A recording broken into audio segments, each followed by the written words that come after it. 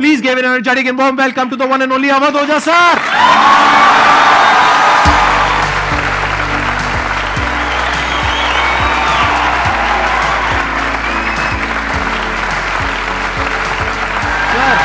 Sir, hello sir. क्या हाल चाल? बैठिए जी, बैठिए। आइए। Thank you. इससे पहले कि ऑडियंस आपसे कुछ क्वेश्चंस पूछे, मेरे माइंड में एक क्वेश्चन आ रहा है। आईएएस में कितने लोग हैं जो हर साल उसके लिए अपीयर करते हैं? 5 से 6 लाख के आसपास। और सीट्स कितनी है? 1000 अप्रोक्सीमेटली। तो जिनका हो जाता है उनके बारे में तो सब बात करते हैं, जिनका नहीं होता है, जिन्होंने पूरी जान लगाई और जिनका नहीं हुआ, उनका क्या होता है? उनके रिश्तेदार उनकी चिंता करते हैं। वो फिर उनकी चिंता करते हैं। नहीं मैं आ रहा हूं, मैं आपके क्वेश्चन पे आ रहा हूं। ये पॉइंट इंटरेस्टिंग है, मैं समझना चाहूंगा कैसे। मैं बताऊं। हाँ। मैं दोनों मुद्दों पे बता। हम सब हारने से डरते हैं, और मजेदार बात है कि वो डर हमारी हार की वजह बनता है। 98% केसेस में हारने से क्यों डरते हैं? क्योंकि हम जानते हैं अगर हम हारेंगे तो वो जो पीछे 3 लोग बैठे हैं ना, रिश्तेदार, रिलेटिव्स और फ्रेंड, वो जीने नहीं देंगे। आप जब भी आईएएस की तैयारी करें, पहला अटेम्प्ट आपका सीरियस अटेम्प्ट होना चाहिए। आपने तैयारी किया, बेसिक्स तैयार किए, आपने एडवांस कोर्स तैयार किया, आपने कम से कम मेंस के 1000 आंसर्स लिखे हैं और मिनिमम 10,000 प्रीलिम्स के क्वेश्चंस आप सॉल्व कर चुके हैं, तब आप एग्जाम देने जाइए। सिर्फ एक अटेम्प्ट दीजिए। जिसने भी पहला अटेम्प्ट सीरियस दिया उसको दोबारा तैयारी नहीं करनी पड़ती, रिवीजन करना पड़ता है। भाई आप देखो ना, जितने सारे सेलेक्ट लड़के होते हैं उसमें बहुत सारे नौकरी कर रहे होते हैं, जॉब कर रहे होते हैं। कुछ लोग मुझसे पूछते हैं सर जॉब करते वक्त तैयारी हो सकती है? नहीं, जॉब करते वक्त तैयारी तो नहीं हो सकती, जॉब करते वक्त रिवीजन हो सकता है। 3 hours per day, 4 hours per day. तो मेरी एडवाइस ये है, क्योंकि ये एक बहुत रिस्की खेल है ये। मैं खुद ही बाहर हुआ और फिर मैं कितने लोगों को देखता हूं जो 5-5, 6-6 अटेम्प्ट के बाद बाहर होते हैं। तो जिनको भी इस गेम में शामिल होना है, एक अटेम्प्ट सीरियसली आपका होता है, बहुत अच्छा है। आपको मैक्सिमम रिस्क लेना है तो आप 2 ले लो, उसके बाद अपना काम शुरू करो जो आपका सेकंड लाइन थॉट था। कोई लॉयर बनना चाहता है, कोई मेडिकल लाइन में जाना चाहता है, कोई मतलब जो भी आप एंटरप्रेन्योर बनना चाहते हैं आप करो, लेकिन अपने वो रिवीजन वाले 4 आवर बचा के रखो। आपने कितने अटेम्प्ट्स दिए थे सर? 4 अटेम्प्ट्स आपने दिए थे। और आपने कहीं से कोचिंग ली थी, यानी लाखों रुपए दिए थे कोचिंग में? नहीं, तब लाखों नहीं थे, तब हजारों थे। अच्छा, हजारों रुपए आपने खर्च करे थे और आप एक मिडिल क्लास बैकग्राउंड से थे। तो टोटल 4 साल में आपका कितना पैसा लग गया होगा? रहना, खाना, पीना, और आपने तो पूरी तैयारी करी होगी, साथ में कुछ और नहीं किया होगा? I think so. कुछ नहीं किया, बिल्कुल। तो कितना आपका 4 साल में अच्छा खासा पैसा? 5-6 लाख रुपए लगे। 5-6 लाख रुपए उस समय लगे। आज के समय पे अगर किसी को कोचिंग लेनी है तो आई थिंक इससे 3-4 गुना, 5 गुना आराम से लगेगा। तो 15-20 लाख रुपए उस इंसान का लग गया, और वो है एक मिडिल क्लास बैकग्राउंड से। अब वो कहीं ऐसा तो नहीं कि वो ना यहाँ करा ना वहां करा 4-5 साल बाद? हाँ, वही मैंने कहा कि अब आप, जब हमारे समय तो ठीक था, अब आप रिस्क पूरा नहीं ले सकते। You have to be cautious. अब इनको कॉशियस होना पड़ेगा कि ठीक है, जैसे बड़े सारे लड़के क्या करते हैं, वो 1-2 अटेम्प्ट ऐसे ही देते हैं। अब तो इनके पास 6 अटेम्प्ट है। ओबीसी हैं तो और ज़्यादा है, SC ST हैं तो और ज़्यादा है। और मैं कहूँगा आप किसी भी कैटेगरी से आते हैं, आप 2 अटेम्प्ट से ज़्यादा कभी मत मानिए। ये पॉइंट बहुत अच्छा है कि आइडियली आपको अपने माइंड में ये रखना है कि एक ही अटेम्प्ट है मेरे पास में, मैक्सिमम अगर आपकी फैमिली अफोर्ड कर सकती है तो 2 अटेम्प्ट है। उसके बाद में अपने काम पे ध्यान देना है और इसको एज ए रिवीजन की तरह देखना है, मतलब इसको साथ साथ में चलाना है। ये नहीं कि अपने 5 साल या 6 साल लाइफ के सारे यही निकाल दिए और सारा पैसा घर वालों का लगा दिया, या उन्होंने खेत बेच दिया या लोन ले लिया। ऐसी बहुत कहानियां मैंने सुनी है सर लोगों की, और बहुत ही दर्द होता है ऐसी कहानियां देख करके। ऐसे लोगों की जो कहानियां हैं वो उसको सुन करके बहुत ही बुरा लगता है अंदर से। चलिए आगे बढ़ते हैं जी। Sir, I wanted to ask how to fight the basically fear that we feel. Like there are lot many fears that we face, not only in studies but in each aspect of life. There is some kind of fear. How to fight that? How to come back? How to have that courage in life? Fear बड़ी प्यारी चीज है। हमने कुछ words को बड़ा negative बना लिया है। जैसे अब बच्चा है 2 साल का, उसको तो फियर होता नहीं, उसे कुछ पता नहीं, उसने कोबरा देखा जाके पकड़ लिया। वो तो बाद में घर वालों ने देखा तो पता चला कि भैया कोबरा पकड़ के घूम रहा है। लेकिन हम बड़े हो गए ना, अब हम कोबरा देखेंगे तो वो हमारी बॉडी की जो मैकेनिज्म है वो हमें वार्न करेगी, अलर्ट करेगी। That is natural fear. वो अच्छी चीज है। जिस चीज की आप बात कर रहे हो वो फियर नहीं है, वो ओवर थिंकिंग है। आज का जो युवा है वो फियर से परेशान नहीं है, वो ओवर थिंकिंग से परेशान है। अब ये ओवर थिंकिंग क्यों है, उस फैक्टर पे आते हैं। ओवर थिंकिंग की वजह क्या है? ओवर थिंकिंग की वजह यह है कि आज का समाज इतना एक्सपैंड कर चुका है। You are outside your house, तुमको तुम्हारी दोस्त मिल गई कि मैं कल लंदन से आई, क्या लाइफ है लंदन में यार, और मैं तो ये कर रही वो कर रही। आपको लगा हम ही पागल है यार, आईएएस की तैयारी कर रहे। फिर शाम को किसी फ्रेंड का फोन आ गया कि मैं तो अब ऑस्ट्रेलिया जा रही हूँ, मैं तो वहीं सेटल हो जाऊंगी। 90s में हमारे पास इतने स्कोप नहीं थे। हमारी जो लाइफ थी वहां ओवर थिंकिंग इसलिए नहीं थी, आपने भी सर देखा होगा, क्योंकि हमारे पास इतने स्कोप नहीं थे। आज तुम्हारी जनरेशन में यू हैव मल्टीपल फील्ड्स, मतलब इतने सारे फील्ड्स ओपन है। तो जब तुम घूम के चारों तरफ देखते हो और तुम देखते हो कि तुम्हारे ही साथ के लोग बड़ी सारी फील्ड में एक्सेल कर रहे हैं, काम कर रहे हैं, अर्न कर रहे हैं, तो तुम्हारा दिमाग भागना शुरू करता है। फिर क्या होता है, हमारे पेरेंट्स हमसे ज्यादा ओवर थिंकिंग करते हैं, क्योंकि बड़े हमको लेकर कॉशियस होते हैं। हाँ। एक हमने ओवर थिंकिंग की, हम अपना संभाल लें किसी तरह। हम घर के अंदर गए, मम्मी रो रही है कि वो निशा मिली थी, 20 लाख का पैकेज है उसका। दूसरा प्रेशर तुम्हारे ऊपर आ गया। ये जो प्रेशर हम मल्टीपल फेस करते हैं, तो एक तुम्हारा प्रेशर, एक माँ बाप का प्रेशर। पता लगा बुआ जी ने रात में फोन कर दिया, क्या कर रही हो जी? तुम सारे लोग प्रेशर से लड़ रहे हो इस वक्त, मल्टीपल फ्रंट पे। ये कोई फियर वुअर नहीं है।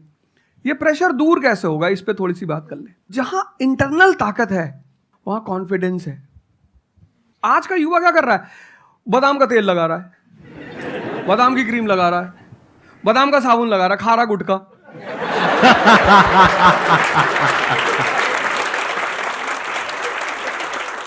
आप लोगों को चूंकि हर तरफ प्रेशर झेलना है, तो प्रेशर झेलने का सबसे अच्छा तरीका होता है इंटरनल पावर। तभी तो मैं जहां भी जाता हूं एक चीज रिपीट करता हूं, योगा करो, ध्यान करो। ध्यान करोगे मन ताकतवर हो जाएगा। सर, आपने जैसे कि अभी बोला कि मेंटल स्टेट के लिए एक्सरसाइज करो, योगा करो। तो पहले तो मैं फिजियोथेरेपिस्ट हूँ, ठीक है। मैं सुबह से मतलब योगा एक्सरसाइज है मेरा डेली रूटीन है, करना भी और कराना भी। उसके बाद भी at the end of the day मैं डिप्रेस हो जाती हूँ। ये नहीं कि मन नहीं लगता, इस चीज़ में ही मन लगता है, फैमिली से भी पूरा मन लगता है, ठीक है। उसके बाद भी end of the day depress हो जाती हूँ। तो उसको डिप्रेशन कैसे कम करी जाए? हम किसके साथ रहते हैं वो बहुत इंपॉर्टेंट है। मेरे एक दोस्त मेरे साथ आ रहे थे आज से करीब 7-8 साल पहले, धौला कुआं से। रात का टाइम था और हम दोनों, मैं गाड़ी चला रहा था, हम इंडिया गेट के सामने से निकले तो उन्होंने मुझसे कहा कि अब हम बुढ़े हो गए हैं। मैंने गाड़ी रोकी, मैंने कहा उतरो। तो उन्होंने कहा कि क्या हुआ? मैंने कहा उतरो, तो उतरो जरा। तो उतर गए, मैंने दरवाजा बंद करो, चले गए। आज तक मैंने उनसे बात नहीं की। वो उनसे पूछते हैं आज, अब तो खैर बात ही नहीं होती, पर वो बहुत उन्होंने कोशिश की कि अवध क्या हुआ? तुम दिन भर अपने आप को मोटिवेट करती हो, काम करती हो, जब तुम वापस घर में आती हो, अपने समाज में जाती हो, तो सब तुम्हारे मेंटल स्टेटस का थोड़ी है, वो तुम्हारी सारी ऊर्जा को खींच लेते हैं। इसीलिए तो माँ बाप हमारी संगत पे बड़ा ध्यान देते हैं। तुम्हें लगता होगा कि माँ बाप कितने बदमाश हैं, माँ बाप भगवान हैं। उनका एक्सपीरियंस तुम अपने दोस्तों को लेके जाया करो उनके सामने। कोई अल्ट्रासाउंड क्या करेगा जितना माँ बाप करते हैं, कोई स्कैनर क्या करेगा? सही बात है, देख के कोई 2 फोटो मिनट कैमरा में क्या फोटो खींचेगी, देख के बता देते हैं। बहुत बहुत दुष्ट है ये। इसकी आंख के नीचे देखो, यहाँ निशान है, बहुत दुष्ट है ये। और वो लॉजिक भी बड़ी अच्छी सी देते हैं, कोई कुछ भी देते हैं लेकिन बड़ा अच्छा सा लॉजिक देते हैं। तो ये हमारे साथ होता है। इसलिए हमें पहले गुरुकुल भेजा जाता था, और आज की हमारी सोसाइटी इसको सिर्फ नेगेटिव दिखाई पड़ रहा है। मैं अभी अब घर गया था, हमसे लोग कह रहे भैया 24 का चुनाव लड़ोगे? मैंने कहा यार पॉलिटिकल पार्टियां कह रही कि तुम सीधे प्रधानमंत्री बन जाओ। अननेसेसरी परेशान किए हुए, अननेसेसरी दूसरों से मत। और ये एक जगह का नहीं है, ये यूनिवर्सल हो चुका है। तुमने कह दिया कि मैं आईएएस की तैयारी कर रही हूँ, अरे नहीं होता किसी का। तिवारी जी की लड़की दी थी, 2 साल बाद पागल हो गई। तुम इतने डिप्रेस समाज में रह रहे हो। वो तो महेश्वरी जी जैसे लोग हैं जिन्होंने बहुत लोगों को जिंदा कर रखा है। Thank you sir. जब आपको कोई सहारा नहीं होता, आपने टाइप किया संदीप महेश्वरी, एक वीडियो आ गया, आप रिलैक्स हो गए। जब आप इन्हें सुनते हो तो आपका टेम्परेचर हाई होता है। तो एक ही आदमी को आप सुनते हो ना जिससे टेम्परेचर हाई हुआ, हमको सुन लिया कुछ ज्यादा ही हाई हो गया। लेकिन 2 लोगों को छोड़ दो, 3 लोगों को छोड़ दो, 4 लोगों को, ऐसे 10-12 लोग हिंदुस्तान में है, पॉपुलेशन 1 बिलियन 50 करोड़।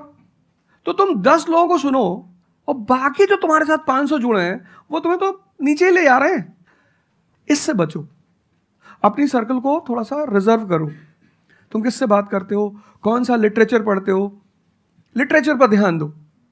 जैसे मैं रश्मिरथ पढ़ता रहता हूँ, खाली हुआ, प्रसादों के कनकाब शिखर होते कबूतरों के ही घर। ये जो बड़े बड़े मकान हैं, कभी किसी बाज को यहां रहते हुए देखा? कबूतर रहते हैं। क्या लाइन है, प्रसादों के कनकाब शिखर, कितने मतलब महलों के जो बड़े बड़े शिखर, उसमें सिर्फ कबूतर रहते हैं। प्रसादों के कनकाब शिखर होते कबूतरों के ही घर, महलों में गरुड़ न रहता है, कंचन पर कभी न सोता। कंचन मतलब सोना। लग्जरी नहीं चाहिए। तुम लोग इतनी लग्जरी चाहते हो, लग्जरी आदमी को मेंटली कमजोर बनाती है। मैं आश्रम में था, मैंने ज्यादा खाना खा लिया। मेरा एक नियम है, नो एक्सरसाइज नो फूड। मतलब अगर मैं एक्सरसाइज नहीं करूंगा तो मैं खाना नहीं खाऊंगा। वहां एक बाबा जी, वो प्रेम में उन्होंने घी पे घी डालते चले, मैंने खा लो। फिर वो हुआ कि भाई यहाँ घूमेंगे, चारों तरफ जंगल है, डरा दिया इन लोगों ने। एक बार एक भालू एक आदमी की टांग काट के ले गया। अरे मैंने कहा आज कोई भालू वालू नहीं आएगा, मैं जाऊंगा। फिर मैंने 4-5 लोगों को तैयार किया अपने साथ, उनको थोड़ा मोटिवेट किया कि जंगल में घूमने से ऑक्सीजन लेवल बढ़ता है। वो लोग भी तैयार हो गए कि चलो। तो हमारे साथ एक साहब अमेरिका से आए हुए थे, वो भी वॉक करने निकले, बोले हम भी चलेंगे। मैंने कहा भाई साहब क्यों जा रहे हो? कहते हम भी चलेंगे। मैं उनका नाम नहीं लूंगा। 1 किलोमीटर के बाद उन्होंने मुझसे कहा मेरे बैग में यहाँ बहुत पेन हो रहा है। 1 किलोमीटर। तुम लोगों ने पता है अपने आप को कष्ट देना छोड़ दिया है। You are dying for luxury, you have become weak physically and mentally. थोड़ा थोड़ा सा कष्ट दो अपने आप को, थोड़ा टेम्परेचर हाई रखो, थोड़ा बड़े टेम्परेचर वालों के साथ रहो। हमने अपने आप को कष्ट, हम कौन सी नॉवेल पढ़ रहे हैं? Half girlfriend. अच्छी है, अच्छी है, अच्छी, मैं ये नहीं कह रहा हूं, मैं कुछ बोल देता हूं। अच्छी है मतलब आपने पढ़ी है।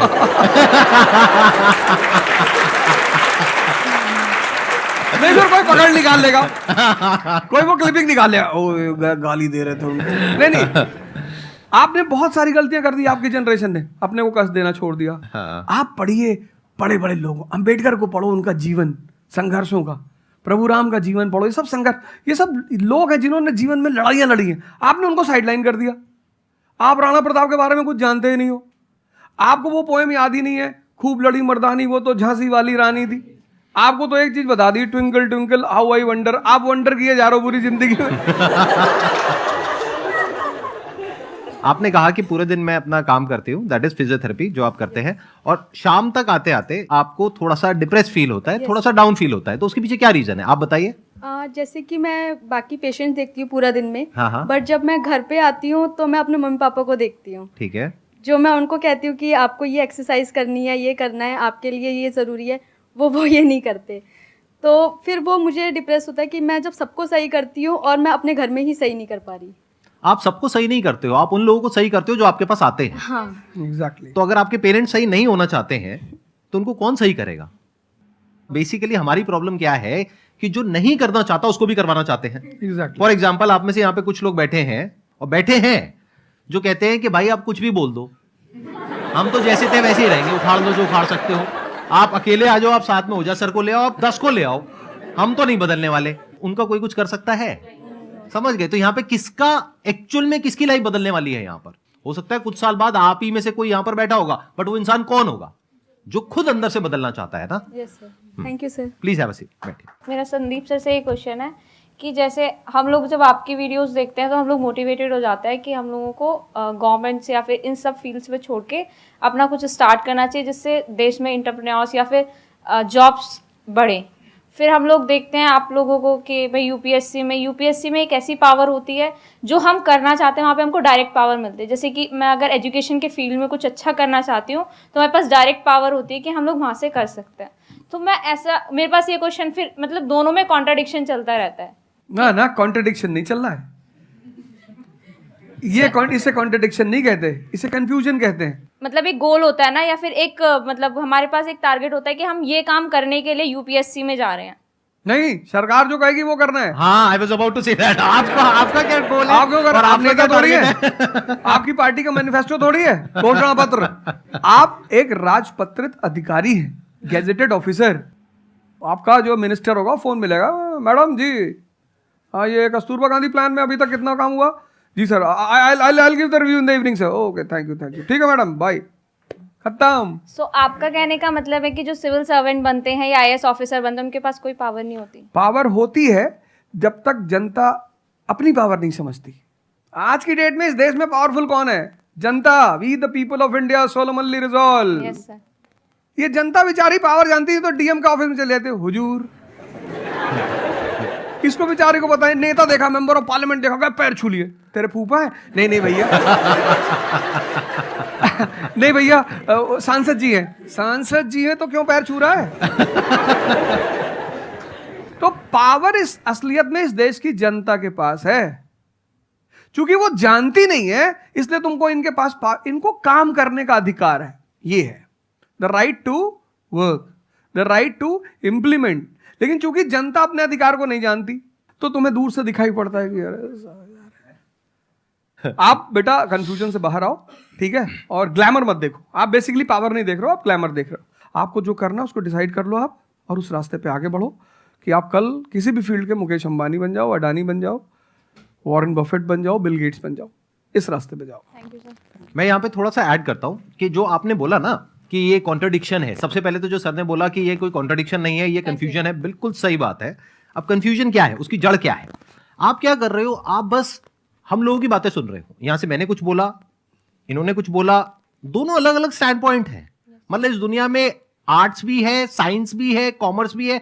अब आप कहोगे अब तीनों में कॉन्ट्रडिक्शन है। अरे कॉन्ट्रडिक्शन नहीं है, अलग अलग लोगों के लिए अलग अलग स्ट्रीम्स है। डिपेंड्स अपॉन कि आपकी प्रेफरेंस क्या है, आपकी प्रायोरिटीज क्या है। तो आपको तीन चीजें देखनी पड़ेंगी, एक अपना पास्ट, अपना प्रेजेंट और अपना future.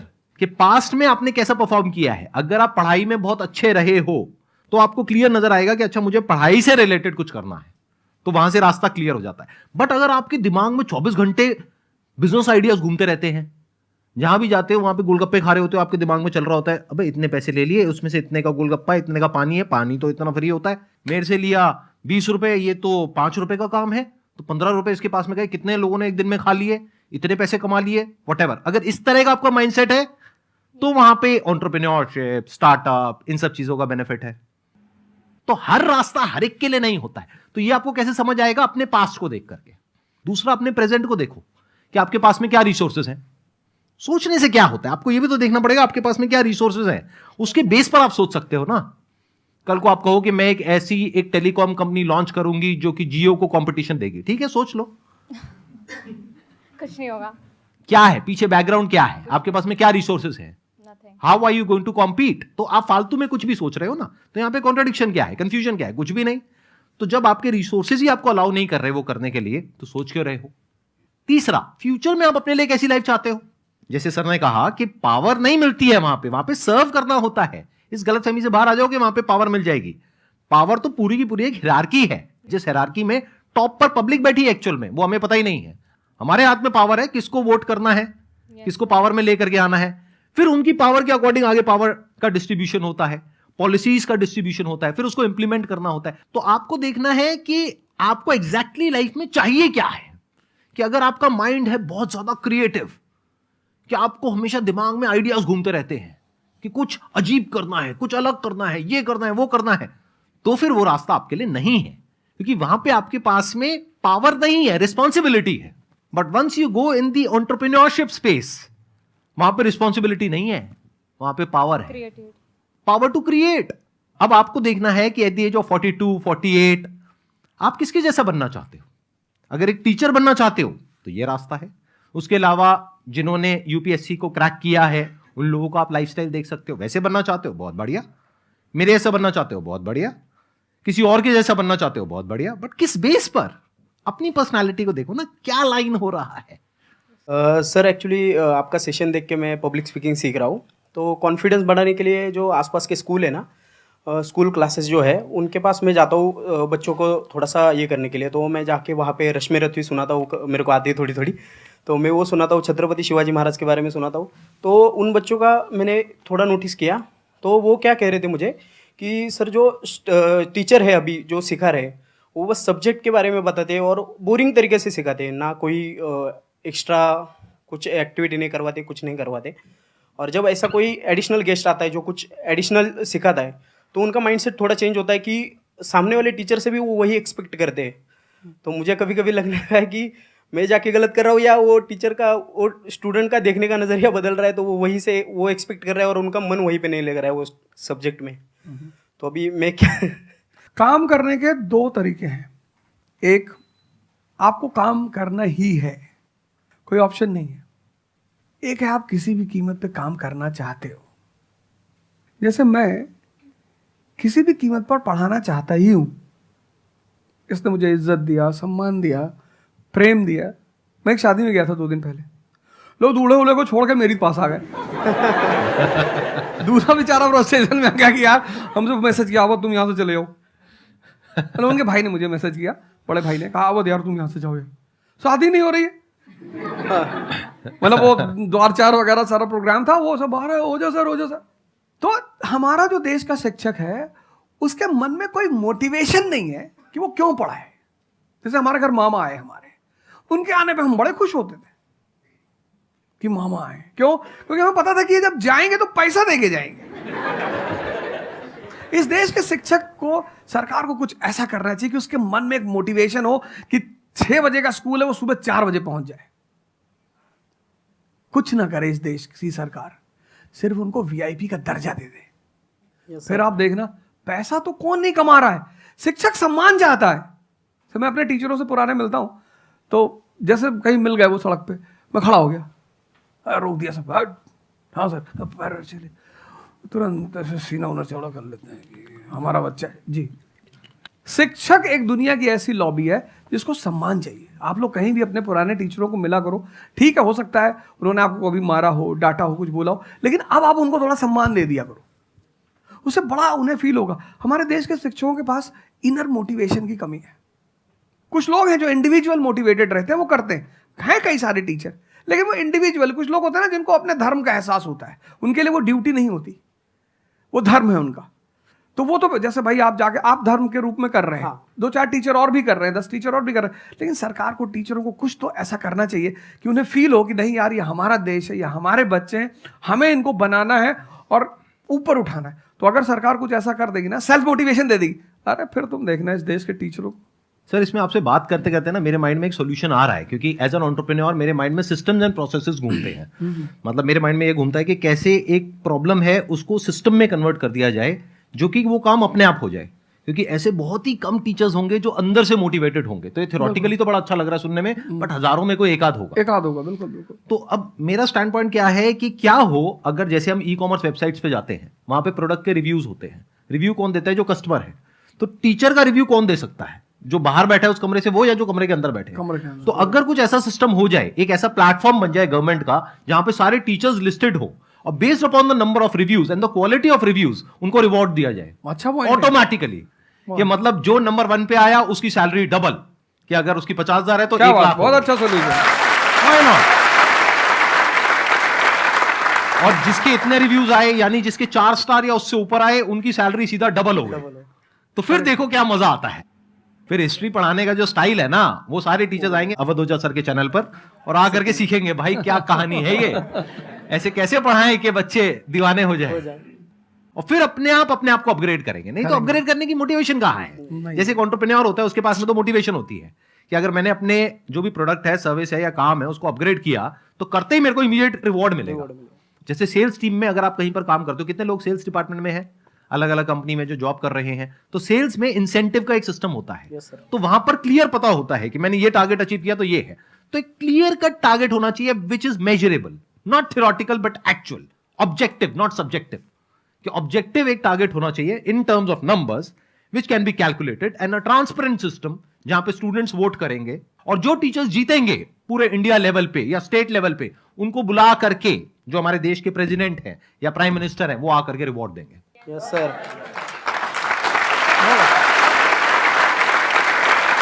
Thank you so much sir आने के लिए यहाँ पर, दिल से धन्यवाद, मुझे बड़ा अच्छा लगा आपसे बात मुझे करके। बहुत अच्छा लगा यहाँ आके। Thank you so much.